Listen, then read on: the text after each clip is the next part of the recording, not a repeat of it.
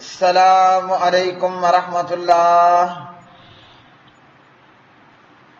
ترجمہ تفسیر القرآن الکریم، سبق نمبر 480، سورہ یوسف، آیت 38 تا 40، پارہ نمبر 12۔ اعوذ باللہ من الشیطان الرجیم۔ واتبعت ملة آبائی ابراہیم واسحاق ویعقوب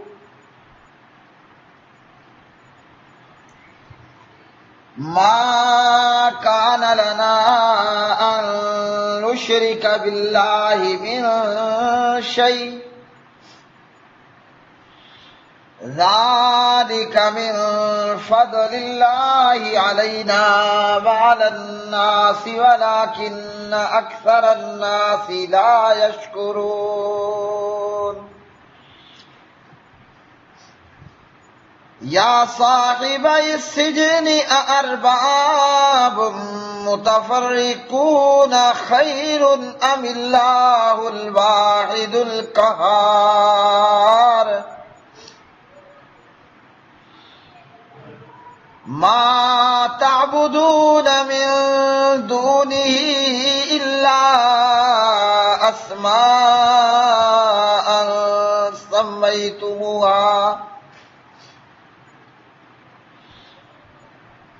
سميتموها أنتم وآباؤكم ما أنزل الله بها من سلطان إن الحكم إلا لله أمر ألا تعبدوا إلا إياه ذلك الدين القيم ولكن أكثر الناس لا يعلمون۔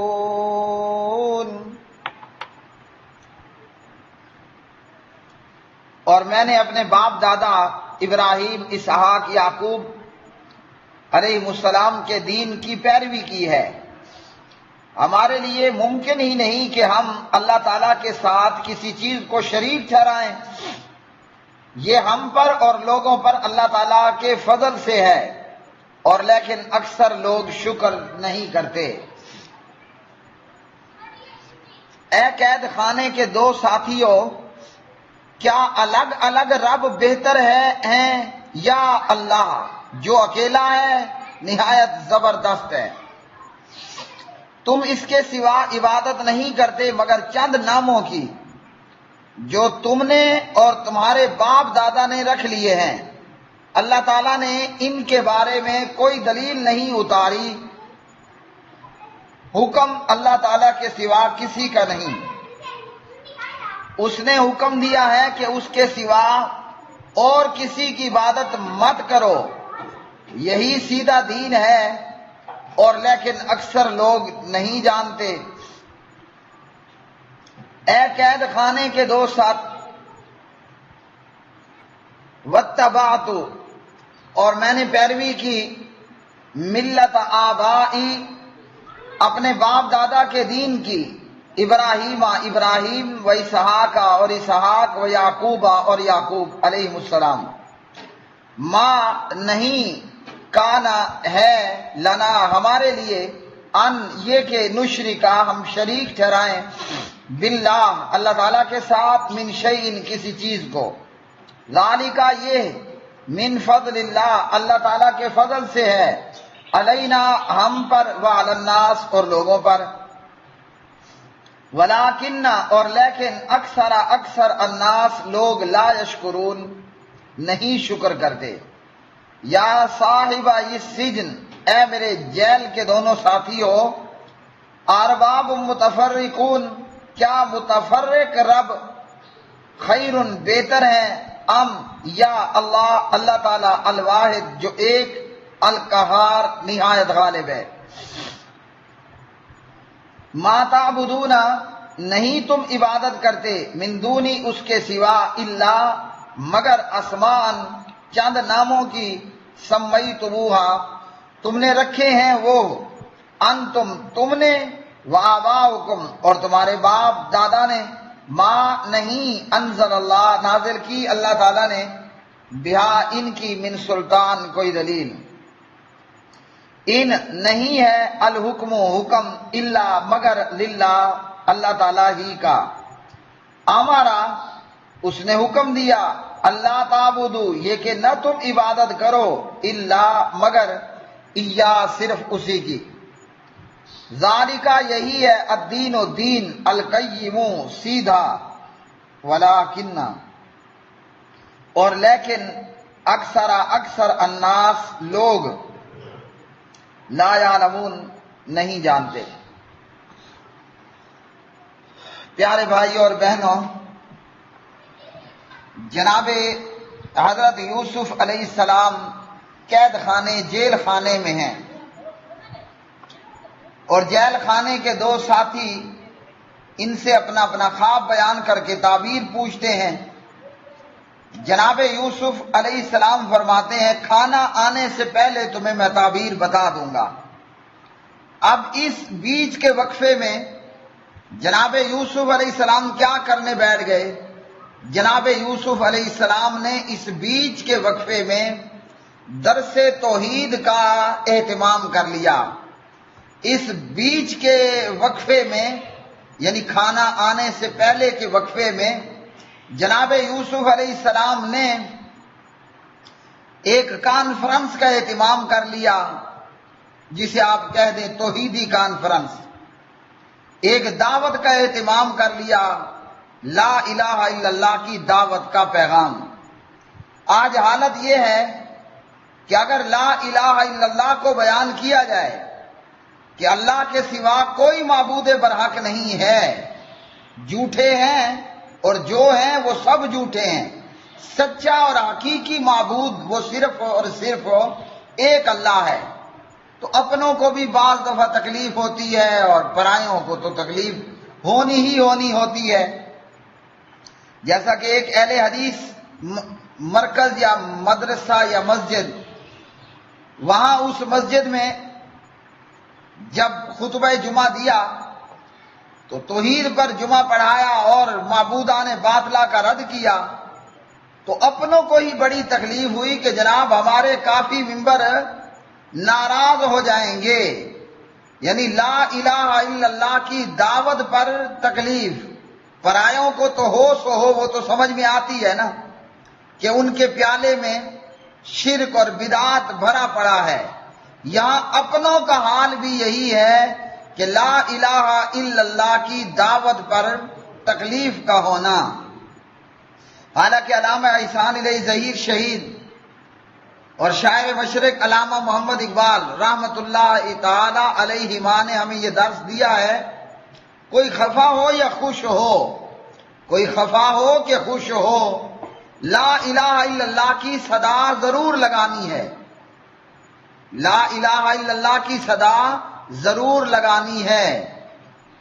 یہ دور اپنے براہیم کی تلاش میں ہے، صنم کدا ہے جہاں لا الہ الا اللہ۔ تو جناب پیارے یوسف علیہ السلام جیل خانے میں درس توحید کا اہتمام کرتے ہیں، توحیدی کانفرنس کا اہتمام کرتے ہیں، اور جناب یوسف علیہ السلام اپنے قید خانے کے ان دونوں ساتھیوں سے سب سے پہلے تو اپنا تعارف کرا لیتے ہیں کہ میں کون ہوں، یعنی یوسف بن یعقوب بن اسحاق بن ابراہیم علیہ الصلاۃ والسلام۔ اپنا تعارف کروایا اور یہ بھی بتایا کہ میں ملت یعقوب، ملت اسحاق اور ملت ابراہیم علیہ السلام کا پیروکار ہوں۔ باپ دادا اگر رشد و ہدایت پر ہوں تو ان کی اتباع کرنا یہ قابل سعادت بھی ہے، قابل ہدایت بھی ہے، اور اگر باپ دادا گمراہی پر ہوں تو پھر ان کی اتباع یا ان کی تقلید وہ سوائے ہلاکت کے کچھ نہیں۔ بعض لوگوں کو تقلید کا فوبیا ہوا پڑا ہے، بعض لوگوں کو تقلید کا فوبیا ہو جاتا ہے، ان کو تقلید کا پرابلم پیش آ جاتا ہے۔ تو جناب یوسف علیہ السلام نے یہ نہیں کہا کہ میں نے اپنے باپ دادا کی ملت کی تقلید کی، بلکہ فرمایا میں نے اتباع کی۔ تو اتباع ایک اور چیز ہے، تقلید ایک اور چیز ہے۔ آباء و اجداد اگر توحید پر ہوں، دین پر ہوں، توحید پر ہوں، تو ان کی اتباع اور اطاعت قابل سعادت بھی ہے اور قابل ہدایت بھی ہے۔ اس لیے جناب یوسف علیہ السلام کہتے ہیں، فرماتے ہیں کہ میں نے اپنے باپ دادا ابراہیم، اسحاق، یعقوب علیہ السلام کی پیروی کی، اور فرمایا کہ ہمارا جو کنبہ اور قبیلہ اور خاندان ہے نا، ہمارے لیے یہ کسی طور پر بھی ممکن ہی نہیں، یعنی یہ ناممکن ہے کہ ہم اللہ معبود برحق کے ساتھ شرک کریں۔ یہ ہمارے اوپر اللہ وحدہ لا شریک کا ایک خاص فضل و کرم ہے۔ اور اسی طرح رہ گیا معاملہ گمراہ آباء و اجداد کی تقلید، تو وہ جن کی تقلید کی جا رہی ہے وہ خود بھی گمراہ اور ان کی تقلید کرنے والے بھی گمراہ۔ یوسف علیہ السلام فرماتے ہیں اپنے قید خانے کے ان دونوں ساتھیوں سے انہیں درس توحید دیتے ہوئے سمجھا رہے ہیں۔ اب یہاں یہ بھی یاد رکھیے، یہ دونوں قید خانے کے ساتھی، ان میں سے ایک مرنے والا ہے اور ایک بچنے والا ہے۔ دونوں نے اپنا اپنا خواب سنایا، ایک مرنے والا ہے، ایک فی الحال بچنے والا ہے۔ ویسے تو موت ہر ایک کو آنی ہے نا اپنے وقت پر، لیکن سرے دست قید خانے کے ان دو ساتھیوں میں سے ایک مرنے والا اور ایک بچنے والا۔ اب جناب یوسف علیہ السلام نے درس توحید دیا کہ یہ مر بھی جائے تو معاہد ہو کر مرے، یہ مر بھی جائے تو توحیدی ہو کر مرے، معاہد ہو کر مرے۔ اگر پہلے ہی بتا دیتے کہ میاں تم میں سے ایک مرنے والا ہے، ایک بچنے والا، اور اگر وہ مرنے والا توبہ کر لیتا موت کا یقین ہونے پر تو کیا مزہ آتا۔ لیکن پہلے ہی ان کو توحید کا درس دیا کہ مرنے والا مرے تو توحیدی ہو کر مرے، اور بچنے والا اپنی وزارت پر پہنچے تو توحیدی ہو کر پہنچے۔ تو سب سے پہلے کیا دعوت ہے؟ وہ لا الہ الا اللہ کی دعوت ہے۔ چاہے کوئی خفا ہو کہ چاہے کوئی خوش ہو، لا الہ الا اللہ کی دعوت پر، اللہ معبود برحق کی عبادت کے اعلان کرنے پر کوئی جوتے مارے یا کوئی فائر مارے یا کوئی پھول برسائے، انبیاء کے وارثین انبیاء کو اس معاملے میں کوئی چنتا نہیں ہونا چاہیے۔ جوتے آئیں تو انہیں بھی اہلاً سہلاً یعنی خوش آمدید ویلکم کہیں، اور اگر پھول آئیں تو جیب آگے کر لیں کہ جاؤ اپنے اپنے پیار محبت مطابق جس نے جتنا پھول ڈالنا ہے بسانا ہے برسا لے۔ پیارے یوسف فرماتے ہیں قید خانے کے دونوں ساتھیوں، بھلا یہ تو بتاؤ کہ ایک الگ الگ رب بہتر ہیں، بہت سارے تم نے رب بنا لیے، پانی کا رب، بارش کا رب، خوشی کا رب، غمی کا رب، بیٹی دینے والا، بیٹا دینے والا، یہ وہ فلاں فلاں مختلف رب بہتر ہیں، یا ایک اللہ اکیلا بہتر ہے اور ہے بھی وہ بڑا زبردست اور طاقتور۔ اب انہیں سوچنے کے لیے جھنجھوڑا کہ یہ جو مختلف علیحدہ علیحدہ رب بنا رکھے ہیں، کیا یہ بہتر ہیں کہ ایک اللہ قہار و جبار بہتر ہے؟ مصر کی صورتحال کیا تھی؟ مصر کے لوگوں کا دین مختلف زمانوں میں مختلف رہا، جس کے اندر متعدد معبودوں کی عبادت بھی ہوتی رہی، جیسا کہ مصر کی تاریخ سے اور آثار قدیمہ سے، مصر کے آثار سے ظاہر ہے۔ اگر وہ ایک رب کو مانتے تھے تو ساتھ میں انہوں نے مختلف کئی رب بھی بنا رکھے تھے، اور ان لوگوں کا ذہن ایک محدود ذہن تھا، شاہی اور بادشاہی اور جگیرداری نظام اور سسٹم سے آگے ان کی سوچ ہوتی نہیں تھی جو صدیوں سے ان پر مسلط تھا۔ تو جناب یوسف علیہ السلام نے کہا کہ یہ ایک مختلف رب بہتر ہیں یا کہ ایک اکیلا رب بہتر ہے؟ اور پھر فرمایا یہ جو تم نے معبود بنا رکھے ہیں نا جھوٹے، یہ تو وہ چند نام ہیں جو تم نے اور تمہارے باپ دادا نے گھڑ لیے ہیں، اللہ نے ان کے بارے میں کوئی دلیل نازل نہیں کی۔ مطلب یہ سارے معبود صرف ناموں کی حد تک ہیں اور یہ گھڑنتو ہیں، ان پر کوئی سلطان اور دلیل کوئی نہیں ہے، اور حکم جو ہے وہ اللہ کے سوا کسی کا نہیں۔ تو کیا فرمایا؟ حکم صرف اللہ ہی کا ہوگا، کسی اور کا حکم نہیں چل سکتا۔ اب یہاں سے یہ درس ملا کہ ان الحکم الا للہ، حکم اللہ کے سوا کسی کا بھی نہیں ہے۔ جبکہ آج اگر ہم مسلمانوں کی ذلت اور پستی کو دیکھیں تو مسلمانوں کی ذلت اور پستی کا ایک بہت بڑا ریزن، ایک کافی بڑا ریزن کیا ہے؟ وہ ریزن مسلمانوں کی ذلت اور پستی بھی ہے اس میں، اور مسلمانوں کا افتراق بھی ہے۔ جماعتوں اور شخصیتوں کی جناب بھنور میں اور جماعتوں اور شخصیتوں کے گورکھ دندے کے اندر یہ بھی اس بیماری کی وجہ سے ہے، اور وہ ہے مغربی جمہوری ووٹ کی سیاست۔ وہ ہے مغربی جمہوری ووٹ کی سیاست کہ جمہوریت مغربی جمہوری ووٹ کی سیاست یہ کہتی ہے گورنمنٹ آف دا پیپل، ہاں جی، گورنمنٹ آف دا پیپل، جنتا کی حکومت، پبلک کی حکومت، for the people by the people, عوام کے لیے اور عوام کے ذریعے۔ اور یہاں اس گورنمنٹ آف دی پیپل میں کیا ہوتا ہے؟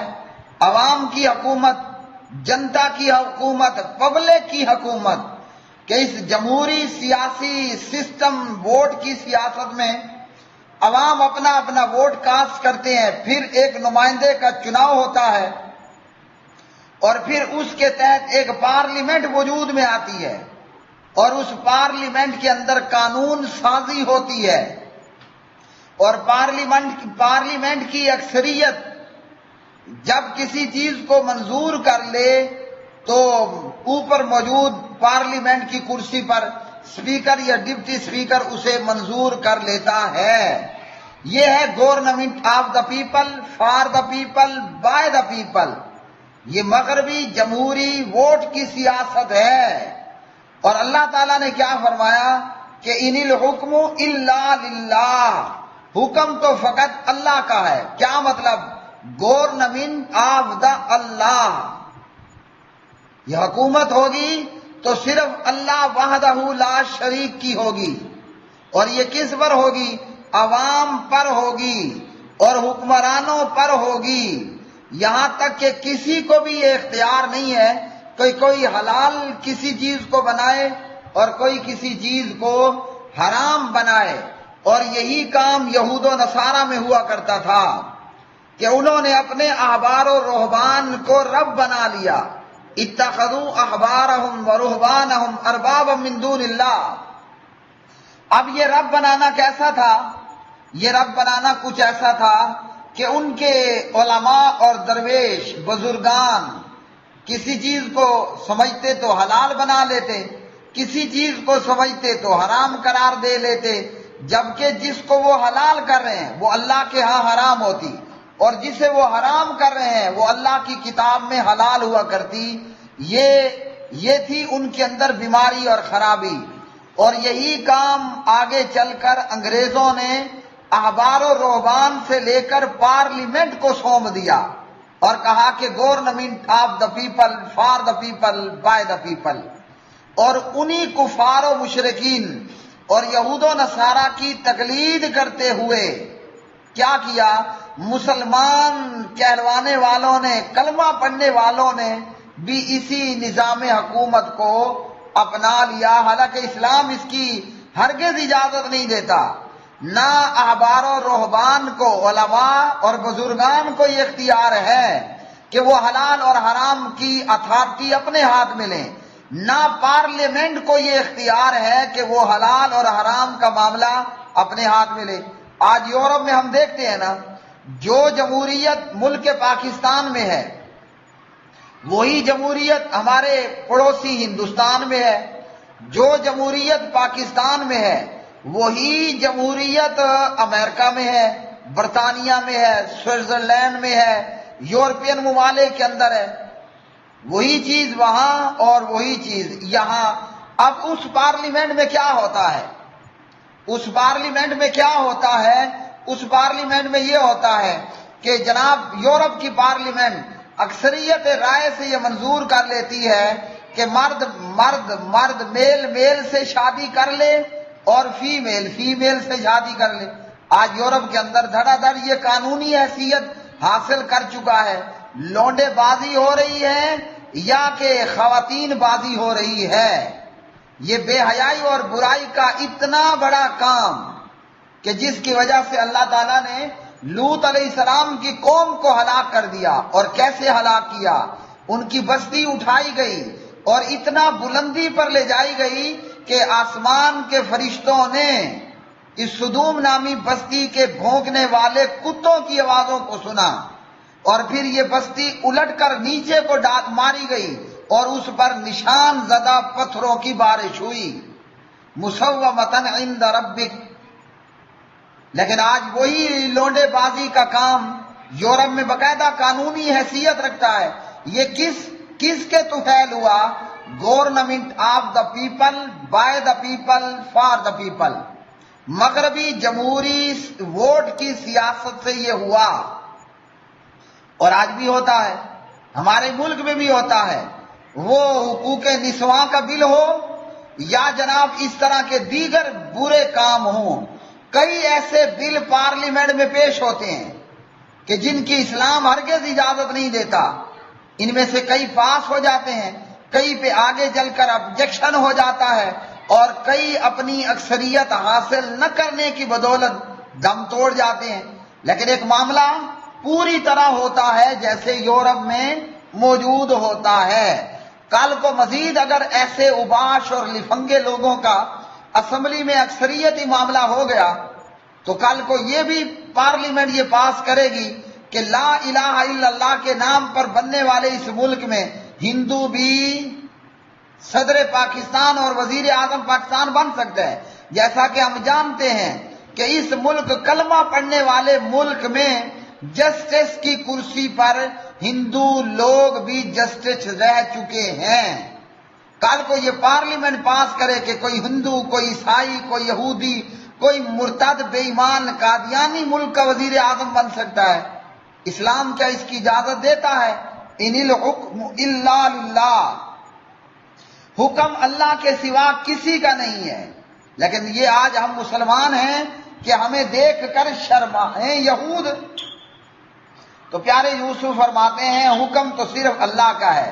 اب اللہ نے حکم دیا کیا ہے؟ اللہ نے حکم یہ دیا ہے کہ عبادت فقط اللہ وحدہ لا شریک کی کرنی ہے، اسی معبود برحق کی اور اسی اللہ اکیلے ہی کی عبادت کرنی ہے۔ یہ ہے سیدھا دین، یہ ہے سیدھا دین کہ جسے اکثریت نہیں جانتی۔ اب پارلیمنٹ میں کیا ہوتا ہے؟ اکثریت جو چیز پاس کر دے، جس پہ ووٹ کر دے، وہ پاس ہو گیا۔ قرآن مجید نے ان آیات میں اللہ تعالیٰ نے کیا فرمایا؟ اکثریت ناشکری ہوتی ہے، وَلَٰكِنَّ أَكْثَرَ النَّاسِ لَا يَشْكُرُونَ، اکثریت شکر نہیں کرتی۔ قرآن کہتا ہے کہ اکثریت جو ہے وہ جاہل ہوتی ہے، وَلَٰكِنَّ أَكْثَرَ النَّاسِ لَا يَعْلَمُونَ، اکثریت جاہل ہوتی ہے۔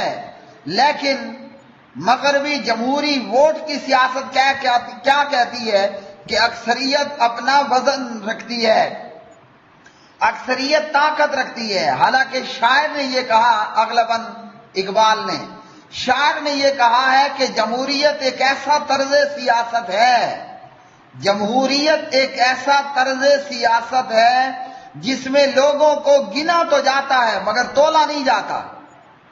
اب اگر 1000 کھوتا ہو، بتائیے 1000 کھوتا ہو، وہ گھوڑے کے مقام کو پہنچ سکتا ہے؟